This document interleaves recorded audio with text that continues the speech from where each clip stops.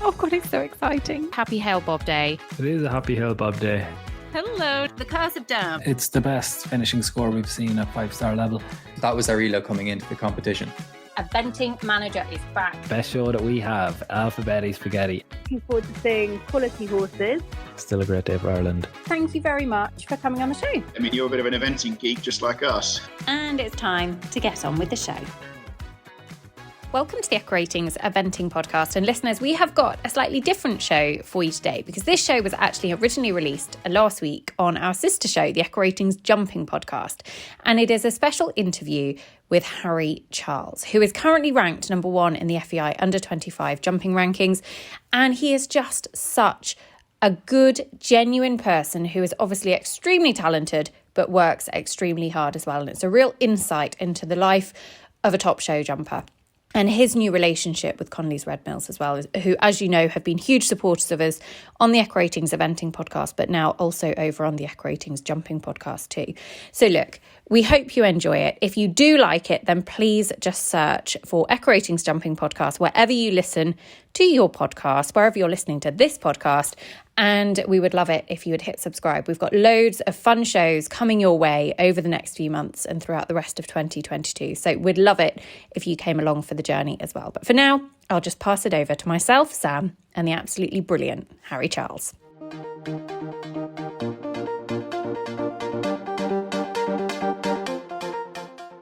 Hello, Jumping Podcast listeners. Thank you for tuning in again. And this is a different type of show. We've been heavy on the analytics. We've brought you a couple of really cool metrics, really cool ratings, and we've been previewing top class fields. And I've been doing that with co-host Darren Byrne.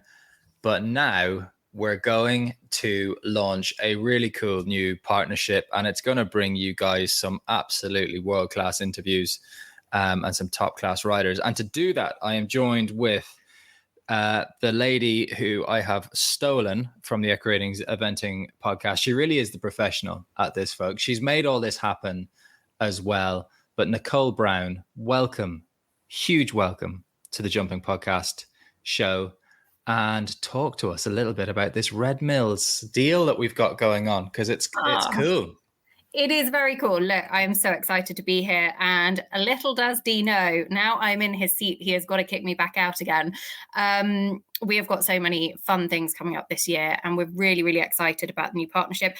And today's guest on the show actually launches the partnership with Connolly's Red Mills, with their latest Red Mills rider. It is none other than Harry Charles, who is currently the FEI world number 1 ranked under 25 rider. And this is just the start. I feel like this is just the start of a brilliant, brilliant series, because we are going to have some of the biggest names in show jumping on the show. Red Mills support so many of the top riders. I mean, Scott Brash, Laura Kraut, Edwina Tops-Alexander, Billy Toomey, the Breen brothers, who have been in incredible form starting this season. They've started 2022 as they mean to go on. Michael van der Vleuten, Mikey Pender, the list goes on. And so it is really fun that we're going to be able to highlight some of those great relationships on the Jumping Podcast. And yeah, looking forward to some very exciting Red Mill specials. Yeah, it's cool. I mean, Harry Charles coming up, we gave him a right old plug on our Who Makes the Headlines show, the last show that we've released. He really came out there because he's building this really powerful string of horses that we'll be talking to him about. You mentioned the Breen brothers, off to a flying start, part of that Irish Nations Cup team that just won in Abu Dhabi. That was very, very cool. And this Red Mills, like when I saw the list of riders that work with Red Mills, look, I'm bias alert here. I've always been a Red Mills user from the young horses that we have here in the stud, from broodmares, foals, young horses, right through to the competition horses. But I guess it's because jumping is such a global sport. These guys are traveling around the world week in, week out, and Red Mills really is possibly the biggest global feed brand there is. Like I've just known nothing else because they just are down the road from me, and it's always quality. as well. And that's what we really know Red Mills in Ireland, but it's so global. And you're just realizing that when you look at that list of riders. It is amazingly global, and it must be such a massive operation to transport your horses all over the world. And the peace of mind knowing that the bag of feed you're going into is the same feed that they have at home, on the road, wherever it may be that they are, is just so important. And that is one of the special things about Connolly's Red Mills. Look, we love Connolly's Red Mills. Listeners, we hope you do too. But I think we should dive in to this interview, Sam, because I don't know about you, but I was massively impressed with a young Harry Charles. He's 22. I wish I was that cool at 22. Wish I was that cool now. Well, look, in terms of, are we going to discuss coolness or are we going to discuss jumping ability? But you could discuss both, couldn't you? He is one of these riders, and look, we will touch on it because of that parent-child, the father-son in this case, relationship, where you get that leg up into the sport with access to good training. That does not mean it's that you work any easier. Nothing's gifted. If anything, I think you work harder because you have a drill instructor right there on site, making sure that every I is dotted, every T is crossed, day in, day out. And that's probably why he has had this great career through the younger underage ranks and now bringing it into the senior ranks. And then obviously London really capped that double 5-star winning weekend. It was amazing. But look, as you say, Nicole, let's hear from the man himself. Let's dive into it, folks. Here is Harry Charles.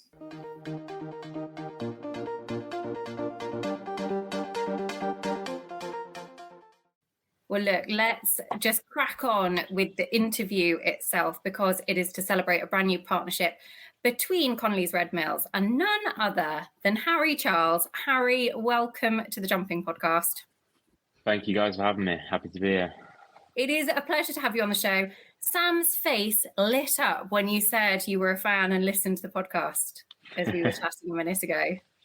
Well, I was going to say, I don't feel bad because we put you up as one of the ones to watch in 2022, which I know isn't going to be a surprise to loads of people, given the way you finished 2021, which we'll get to. But it's this army of horsepower that you're building, and it's exciting. I think it's going to be a big year for you.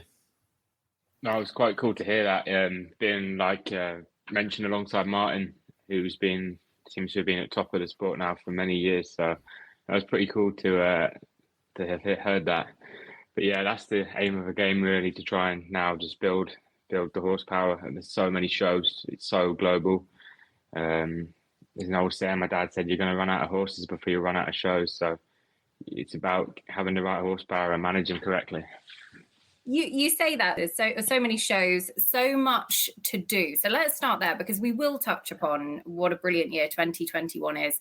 But where do you even start? You're currently out in Belgium, your first international show of the year. Things are really getting going again. You're about to head off to Spain as well. Where do you even start to begin to plan a year that incorporates, the World Championships, the World Cup finals, Global Champions Tour?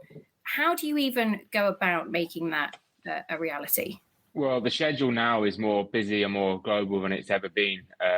We've had a kind of laid off for 2 years with the pandemic and everything. But this year, look, there's a great app, Show Advisor, and you go on it and it is just absolutely ram-packed with shows. It's actually a headache looking at it. You don't know logistically what horses to go where. And yeah, so I've always been a fan of not starting off firing out the blocks in January. A bit of a slow burn. I always do a couple 2-star shows, February as well, just slowly build up, and then I guess March time we'll start, going back to the bigger shows and aiming for some bigger classes. Is there one or two particular ones? Do you try and build your season around a couple of key pillars that you're thinking, look, I need a couple of horses absolutely singing at this time of year, and then I'll try and build in little things around that and find targets to get them there on song? Is that the approach? Yeah, of course. You have always, every year, normally a championship, so that is primarily the main focus. For example, this year we had the World Championships. I've qualified for World Cup finals. That is a very big one as well. So those two things are always in the back of my mind as we go out throughout the year.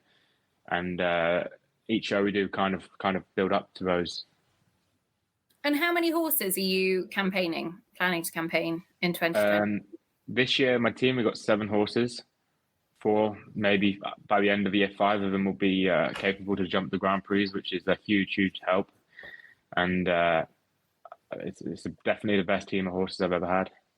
Have you got some, like, how frequently could you, or do you, I mean, I guess there's how many Grand Prix a horse could do in, say, a month or throughout the season, and then there's how many that you feel is sort of appropriate and peak, and are they different? Have you got a horse in there that you think, look, we can make good use of him, and then there's another that we want to lay out, and maybe like talk us through some of those ones and what have you singled out horses for different targets at this point, or are you waiting to see how it pans out? Yeah, I've in the back of my mind, I've got, this horse I want him to go here, this horse I want him to go there. But like, for example, one of my horses, Stardust, she's shoeless in front, so she can't jump on grass. So that automatically takes out all the grass shows for her. So then I'm thinking, right, who can fill in when she's not there? Romeo's great horse on grass. We've got one up and coming one, Arrow in Blue, very good horse on grass. So, picking the horses for the shows and all that. And then, of course, you want to have your main horse on song for the championship. So then you got to work backwards a bit, work around that horse a bit. Maybe 1 week you want to go to a big 5-star show, but it's 2 weeks before a championship. You need to go to a 2-star show and put that horse at the forefront of your mind. But yeah, it's very much just managing a lot of working backwards and picking the right horses for the right shows. And logistically, in terms of travel, because obviously there is so much travel that is involved. It is a real global sport. And how do you accommodate each of those horses, making sure that they are obviously kept in tip-top condition, ready to perform at the highest level when they do get to the shows? But they must spend a fair amount of time on the road themselves. Yeah, they do. And actually, lucky enough, our yard, Heathcroft Farm, just made a partnership with Stalzet. They're a Swedish-based stable, and they've got a good stable here in Belgium, where I'm currently at now. So this year, having a base in Belgium as well is going to be a huge, huge advantage. The horses get, they feel like at home away from home, which is super for them. And then you've got many other things, having the right nutrition, right feed, which is so good. Red Mills have great distributors out in Europe, so the horses will be able to be fed regularly and exactly what they would have at home. But then Brexit has caused, so many problems, so many pains. The costs are ridiculous now to take the horses in and out of the UK. So, whenever we go out into Europe, we cannot really afford to do like just one show and back. We have to kind of like link them up in a way, as what we're doing now. So I'm doing 2 weeks out in Belgium. I'm in between 2 weeks in Centaur Park. So the horses, they come here, chilled out for a few days, and then I'll go back to Centaur Park tomorrow before heading down to Oliva. But, that's 5 weeks out on the road, but they don't feel like they're on the road because they kind of have that home away from home in a sense. Harry, does your dad still sit on a horse? Because I'm just, you're going to be and is that I assume he's with you at the shows, but how do you, because you're obviously, when you're away, okay, maybe this time of year you've got the full team with you, but there's definitely going to be some shows where you're off with maybe 2 horses and then the rest are at home. So in terms of taking it over, would you ever leave him at home or does he's at home. He's at home now, actually. Good, yeah. Put him to good use. It's just me and Georgia and the groom. There's 2 of us. We have 5 horses, so we can easily manage that. But yeah, I've got 2 sisters as well. So he's putting a bit more time into them now. He wants to get them up the ranks a bit. But I'm kind of left a bit to my own devices now, and he loves coming to the big shows. So it'd be hard to get him to miss one of those, But no, it's great to have someone call every day and have a discussion about her horses, how they're going. But yeah, it's nice. I guess it's nice in a way I can do my own thing a bit more now, but it's great to have someone like that in the corner. Has the business changed a little bit then, so in terms of, because when you get to the level that you're at and you're sort of getting to a point where you can challenge that, getting into top 10 in the world and things like that, having those kind of aims in your sights, that is a business. Like the prize money is good enough in the sport to make, to compete as part of and just focus on that. And obviously it's important for your career, and it's a great thing to be able to do. Has that become your kind of number one job now, is you focus on competing? Because there's a lot of other, talk us through, you mentioned your sisters there, but there's an awful lot of other kind of business plans going on with you guys as well behind the scenes, from breeding and I imagine buying and selling horses and doing all that sort of stuff. So we used to, our stable, it was always, the primary source of income would always be horse sales. And probably up until about 2 or 3 years ago, I started maybe doing the bigger shows. And you're right, when you win at some of them bigger shows, the prize money is really good, and there's not as much pressure then to maybe go and sell every horse and all that. But I think the biggest thing for me now is I've got really, really great owners, and owners are kind of a new thing to me. I got my first owner would have been about 2-3 years ago, but now I've got a great team of them, and they're all super horse people. They understand the job, and it's completely taken the pressure off to sell. As my dad, he says to me, I don't want you to worry about the sales. I just want you to focus on riding and riding well. He said, and you ride well and you have good horses, the business is going to take care of itself. That's always been his philosophy. And, the more results we've had, we get more inquiries about, be it training, sales, liveries, all that kind of stuff. So I get what it means. It does take care of itself if you're riding well and your horses are being managed correctly and they're jumping well. Have you felt that difference yourself? Obviously, the last couple of years, since that has developed and that side of it has really come through, do you feel like that has taken the pressure off and enabled you to perform more? Has that made a difference to your performance, do you think? Yeah, I don't know. I've got more experience, I guess, behind me now. But I guess it has a bit. But my dad, to be honest, he never put any pressure on me, if I went and had a bad round, he'd go, "Oh, you idiot, you've cocked up this sale." He'd never been like that. Like I find that, the big thing with the that sort of the parent child thing, and you look outside of sport, Williams sisters and Andy Murray, and I think it's access to feedback the whole time. So when you're training, you're not, we talk about train smart, that when you're doing it, you're not just out there practicing your mistakes. You got someone really sharp there keeping you honest. But how does the dynamic work? Because you know this person better than anyone else, and they're someone that you feel you could talk back to, and things could get heated and things could get emotional. How do you manage that well, do you think? Oh yeah, that's happened a few times. That's I think like with every father-son, daughter-mother relationship, you're always going to have a few little things, and sometimes it is on with the horses. I have an idea, he has a different one. To be honest, now in the past couple, it's not really. There's not many of that now. When I was a bit younger and a bit more naive, I would have a little bit of an opinion of things. But I was actually, looking back, I was rather wrong. I don't know what I was answering back for. A teenager. But like you said, at the end of the day, with your parents, they're always going to have your best interest at heart. There's a lot of great trainers out there, but they're never going to have bigger interest as your parents are going to have in you. So having someone like that, and I can have feedback to, also wants to run the business and do all that. He wants. My dad literally wants to do everything. He is the most hands-on person and parent I know. Do you train with anybody else? I know you spent some time with Scott Brash over the last couple of years, a little bit, but do you train with anyone else, or is it mostly? No, I don't. I've all my life trained with my dad. I've been open always, and he's been open to me going to a couple of yards, but he's very particular about who he'd let me go to. He was great. Scott was great. I enjoyed that. I went for a few days in 2020, and he helped me a fair bit out in Tokyo and a few shows I went to as well. So I'd like to also go. I think it would do me good, and but I'm not in any rush, or I'm not like I want to move away to train with anyone else. In terms of the family dynamic, obviously Scarlett and Sienna very much looking to make their mark in the sport as well. Is there a Charles family team that we might see somewhere in the future? Is that something that would be on the bucket list?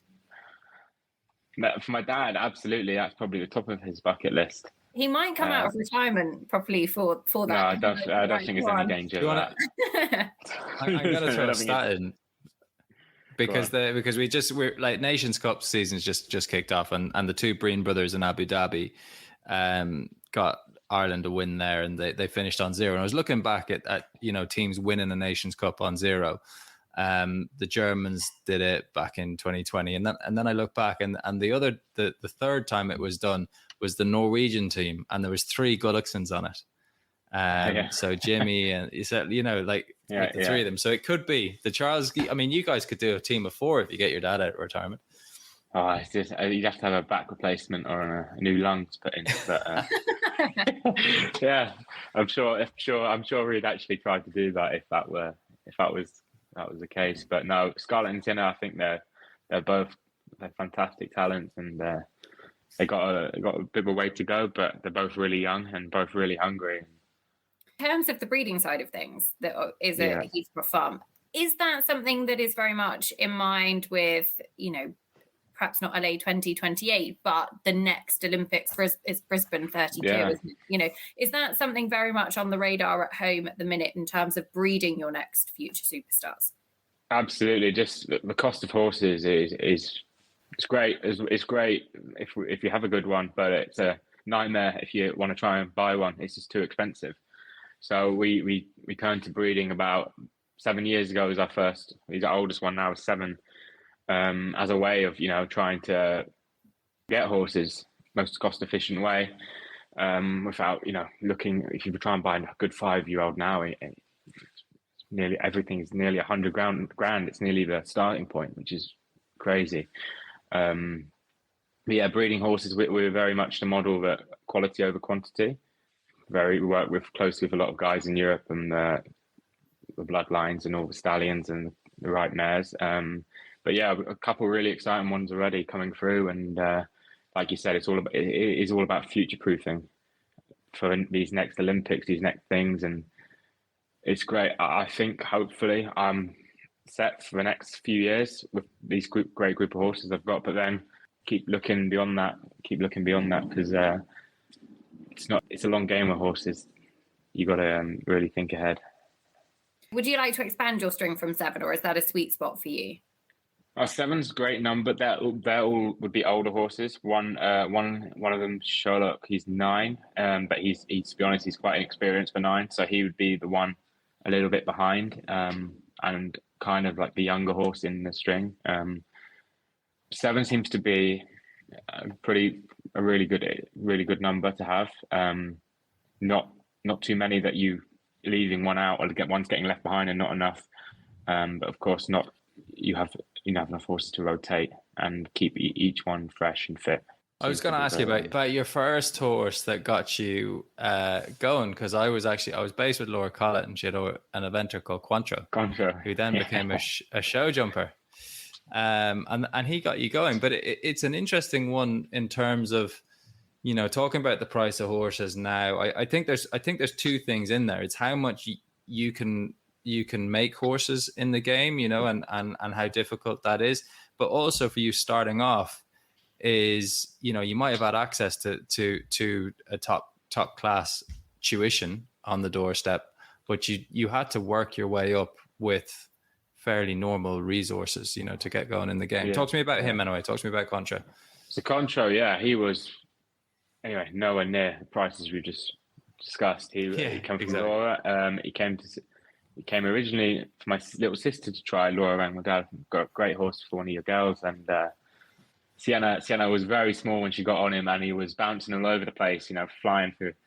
My dad, Sienna was a bit hesitant. She's struggling maybe. My dad said, I just like to get on him once, and he liked what he saw, and he said to Laura, and Laura was a bit shocked. He said, Laura, put that one up 6 holes.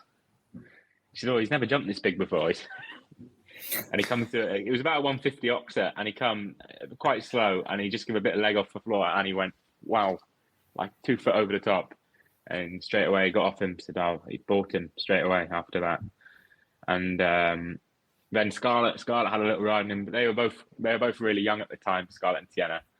He's quite a small horse, but then I had a go on him and loved him straight away, and kind of took 6 months to kind of change the way. He jumped a bit, sometimes like an eventer at the verticals, he would be a bit too at them.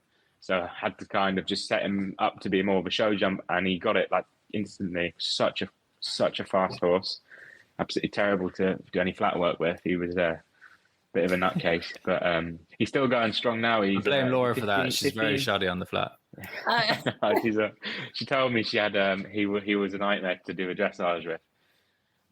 But yeah, he's still going strong now. He's 15, 16. Sienna has great success with him as well. But he's been an amazing horse. He won me my first 4-star Grand Prix, first world ranking class. Yeah, he was an absolutely amazing horse for me. I love it. I love when you start, and so many people do. You have to find this kind of rough diamond, so to speak. You know, not a very expensive horse, and make him into something. That's a cool story. What kind of horse do you like, Harry? What do I like? What is your preferred stamp? Do you have a real sweet spot for the sort of the buzzy, excitable ones like Contro? Yeah, everyone always says they like a horse with loads of blood and big heart, and so that's the common answer. But yeah, of course I love that as well. But to be honest, I've always kind of got on with a bit not trickier horses, but you know, ones a bit not so conventional. Quantum Cruise, he's a great horse for me. He was just so ridiculously strong, and yeah, Contro was very buzzy, but yeah, as long as they want to clear the jumps and have a good brain on them, I've always kind of got on with them, and I don't really care how they come as long as they want to do the job, and yeah, that's the most important thing. What's in between the ears, the brain.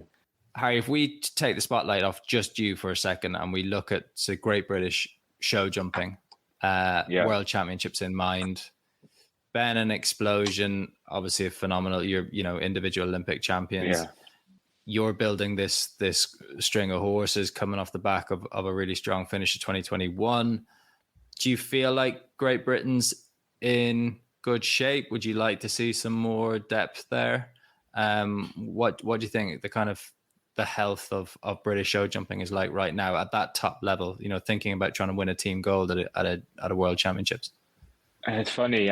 We were sat down. We just jumped the Grand Prix in Geneva last year, and me and Scott were waiting for the plane home. And he said, we're going to have a series team for the WEG next year if all keeps. But then, obviously it's 7 months away at that point. But then Jack Whittaker is a great friend of mine.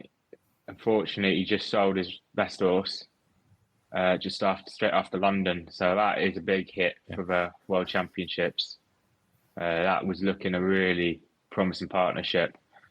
And then obviously you got Ben and Scott with Jefferson and Explosion, who were going to be obviously two main guys. But then, yeah, I would like to have maybe a bit. It'd be nice to have maybe a bit more depth. Shame Holly Smith kind of horse's power is not quite there at the minute.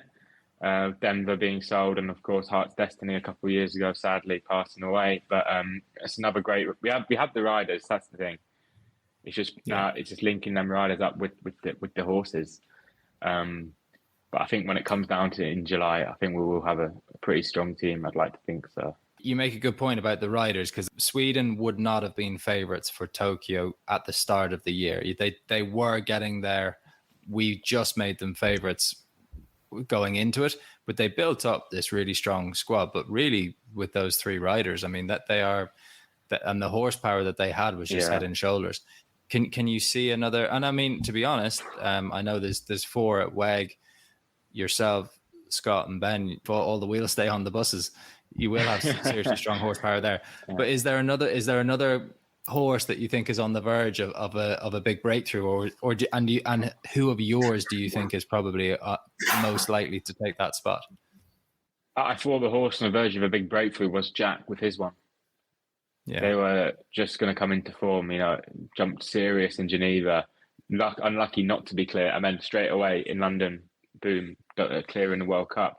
At the horse's only third 5-star Grand Prix. So I thought that was really going to be the one to step up this year and do some serious things. But to be honest, I can't think right now of a horse that this year can do what King Edward did last year. And that was pretty exceptional. Yeah. And go on yours for this year. Who do you think's? I mean, obviously, you know Romeo was brilliant in Barcelona. And has an Olympics, has that experience of the Olympic Games. Has that behind him. So he'd obviously, in my mind now, be my front runner. But lucky, I'm in such a fortunate position. I have a couple of horses that would be capable of, doing 5 days at Championship. Really exciting new horses just come into our stables in the last 3 weeks. Casco Blue, he came from Douglas Lindelof, and he did the Europeans on him last year. I just did my first show with him last weekend, and he was clear every day, and feeling was absolutely fantastic. Just the ease he does it, he jumps with. So if we keep stepping up the levels like he did just this weekend, he'd be right up there for the World Championships.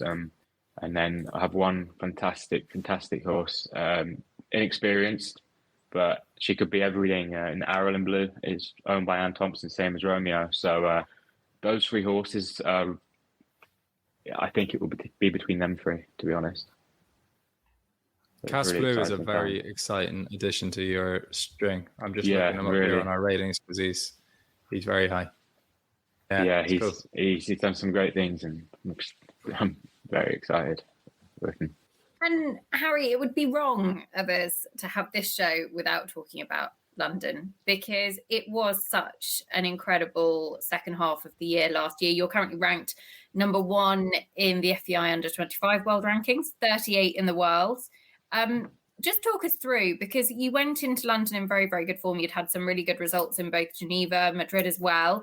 Did you feel like actually that leading rider award, that the Grand Prix, the World Cup, was very much within your grasp, or was it sort of beyond the wildest dreams at that stage? How confident were you of the leading rider one? Of the whole success that built over that week? Obviously, you were in great form, but that was a seriously sort of golden patch throughout the whole show. I had a little feeling about 3 weeks before we just come back from Madrid with Stardust. She just jumped the first 5-star Grand Prix there 3 weeks before, and I was amazed how well she did it.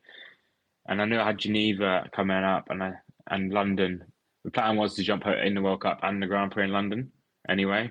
So I said, out of these 3 Grand Prix, I think she's going to jump clear in one. She's just jumping it very well. And Geneva gave me a great feeling. I said, all right, next week, if I do everything right and stick to the plan, I'm not going to be too far away. But that was really the goal that weekend at the World Cup. And the other things Borsato was just on a serious crest of a wave. He just come off Geneva with a win, and then he just couldn't do any wrong. So I was great with him. And I actually didn't think the leading rider, Martin, was winning it the whole show until the Grand Prix. He jumped my speed class in the morning. I didn't jump that, so then he got another few points. I said, no chance for leading rider. And in the jump off, I had to win, and he had to be 9th, which was the last. There was only 9 in the jump off, and actually it happened, and beaten by 1 point. But me and Martin were like 20 points. He won 3 classes, I won 3 classes. It was a great battle, and it was quite cool at the end. But just beaten by 1 point. Yeah, we always talk about betting or bringing some more betting into show jumping, and I think we would have nearly paid out on Martin by the time, just with the way. By the time he was in the jump off, he was flying it, but it was great. And will you target that show as much? Like your dad did 3 in a row there, didn't he? He won the London show like three years running. And I guess to win one on home soil like that, like it's got to be up there again as you weren't in Olympia, you were in the Excel. Like which would you prefer? And I imagine that's always going to be a massive show for you on home soil at that time of year. Yeah, any home show, it's even if Olympia or London, where it's not the best prize money show in the world, it kind of doesn't matter. It's a prestige. It's the feeling of being at home on home soil. Doing it there is, money can't compare to that. In terms of the location, Old Olympia was awesome, right in the middle of London. I missed that a bit this year. You walk out, you're bang in the centre. But they've made it better for the horses, better for the riders, a lot more space, more crowd. I think the new location is there to stay, to be honest. Yeah. But I couldn't work out how you guys warmed up in that in the Olympia. The warm up was so small, as much as the arena itself. Yeah, it was tight, but it was amazing. We put up amazing atmosphere. Incredible, and the building was beautiful with the roof and everything. Made it really cool. What about what makes you tick in terms of your career and the future? Is it the big Grand Prix wins? Is it the riding for Team GB on British teams? Is it an FEI world number one spot? What is it that really drives you and gets you out of bed every day? Yeah, pretty much all of the three things you just said. All of the above. Yeah. I mean, I've only won 5-star Grand Prix, but I'd love to try and win a few more. And the championship is always something I love doing when I'm in the youth, like with young riders and juniors. So to have a good few successful championships would be that's high on there. And of course, the world rankings, and you can't really go chasing the world rankings. That is how people break their horses and run out of horses, chasing the world rankings. But if you have good horses and you pick the right classes and you manage them well, the ranking takes care of itself. I've never tried to be, top however many. It just came after good results. So will we see you at those Rolex Grand Slam Grand Prix, those big 5-star Nations Cups? We've got Global Champions Tour as well. You gonna be busy in all of those, or are you gonna, is there anything that you've decided even at this stage in the season going, do you know what, I won't go for that, because I've got to travel, I've got to do anything, or are you saying that because you do have a great string, so you reckon you can fit it all in? Yeah, I'm not going to try and just, for the sake of doing a show to do a show, because I'm going to do it if I want to go to shows and go to win. I don't like going to shows to take part and make up the numbers just to say, I was at the show this year. Yeah, I don't want to miss the fun of it. No, that's never been my thing. But I think I'm in a position where I have the horses. I'm part of a global team this year. But I've said with the team, I don't want to start too early. I don't want to go out to Doha. That is really big jumping so early on in the year. Personally, not a fan of that. But it's a good tour to do if you can pick your shows and manage your horses correctly. Because if you don't manage your horses correctly, that tour will. It's hard on the horses. It's hard on the horses. So having a good person like your dad to bit of guidance with those shows. Of course, the Rolex shows, they're the best ones in the world with Arc and Geneva and Spruce. Probably won't go to Spruce Meadows this year. I'd love to one year, but I don't think this is the year to do it. It is far away. It's a commitment. And Great Britain, unfortunately, we kind of only have teams for some reason in the Super League. I'm not sure why we don't have teams in Aachen or Rome. I'm a bit perplexed by that, but it's not really something for me to answer. But they're like the Rolex shows are the best for me, and they're one of my favourites to do, as well as Nations Cups. But the Nations Cup series has lost some good shows this year, unfortunately. But still representing the country is the best. You mentioned Rolex there, actually. I mean, you've done some cool things. You're 22. You've done some very, very cool things. You've had some great wins. You've had some amazing achievements. But actually, to be a Rolex ambassador, were you the youngest ever in history? Were you 19? I was 2000. I just turned 20. Yeah. I don't know, to be honest, if I was that. I never asked them, or I didn't know. I'm sure maybe there was a tennis player, maybe a golfer, or. They put it on their tagline, so Harry, just roll with it. Youngest ever. Did it really? I think unless I'm making it up, who knows? I think Bertram was young as well. I don't know if he was maybe 20 as well. Was that anyway? If they said that, that's awesome. Extraordinary kind of moment there to kind of go, actually, this is, very cool? Yeah, I was kind of in disbelief for the first few months. I couldn't work out, really, I'd had a good year, but I didn't think, the guys I went to the first lunch in Geneva with all of them, and I was kind of a bit like, it's a bit weird to be on this table with all these guys. But yeah, I went back again this year, obviously quite a bit higher in the ranking, a bit more, and I felt a bit more, not well, but the other guys, saw me maybe as one of more that, more comfortable, a bit more at ease. But Rolex, they're great for the sport. They're so involved, and what they want for the sport is so good, and the money they've put into it is also has changed it so much. And yeah, it's a great name to have in the sport. One question that I love to ask people, because it gives the listeners somebody to really follow, a horse to follow that might be stepping up through the levels, might be stepping up to the top level, might be a 5-year-old that actually you think is going to be a horse. I'm frantically doing mental maths. 5-year-old that could be in for LA 2028. Is there one in your yard that you say, do you know what, keep an eye on them because they're very special? Yeah. Can I say 2? Yeah. There's no rules. You can make the rules. Okay. There's 2 in my current string now. One's called Arlen Blue. She's now 11, but she had a very, very slow start in her life. She only did first 5-star show at the end of last year. She is, say, a front runner for the World Championships, but she'll be the best horse I've ever had. She's absolutely exceptional talent. As this year goes on, plan is for her to do a first 5-star Grand Prix in around May, June time, if everything goes to plan. And then I've got one 9-year-old now called Sherlock, and he's also equally as good, could be even better. He's nowhere near, jumping 5-star Grand Prix, maybe not this year, but maybe next year. But both of those horses, will be my 2. I've got really, really my sights set on Paris with. And I'm sure it will be one of those 2 horses go there. They're really, really exciting ones to have. Yeah.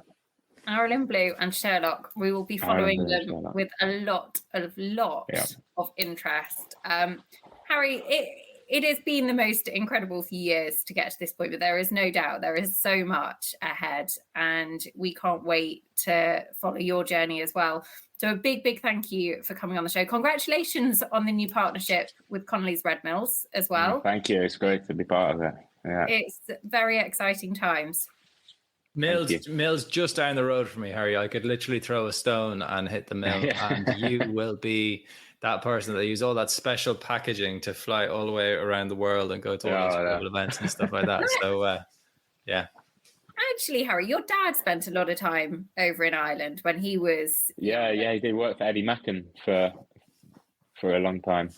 He'd be pretty familiar, I imagine, with the mill and the history and... Yeah, he does. He talked to me. He knows it. He knows... He's part of Irish history as well. Yeah, he's got fans on both sides. Ireland. Yeah, exactly. He's got very strong love for Ireland. I was born in the north, Belfast, but to be honest, I've not gone over there as much as I probably would have liked to. But yeah, it doesn't sound like you spend much time at your home village, let alone your birthplace. So yeah. Look, it is a really, really exciting time. A big, big year ahead. Harry, thank you so much. We're going to let you go back to, I think you're trying to fix a tractor in Belgium. I think that's... Yeah, trying to get the whole tractor to do the harrows. It's a fair few years old, so... there you go. We'll have to get the jumpers out, The life of an international superstar. Yeah, exactly. Many talents. Harry, thank you so much for coming on. No, thank you for having me. It's been good fun. Awesome. Chat, Harry. Thank you.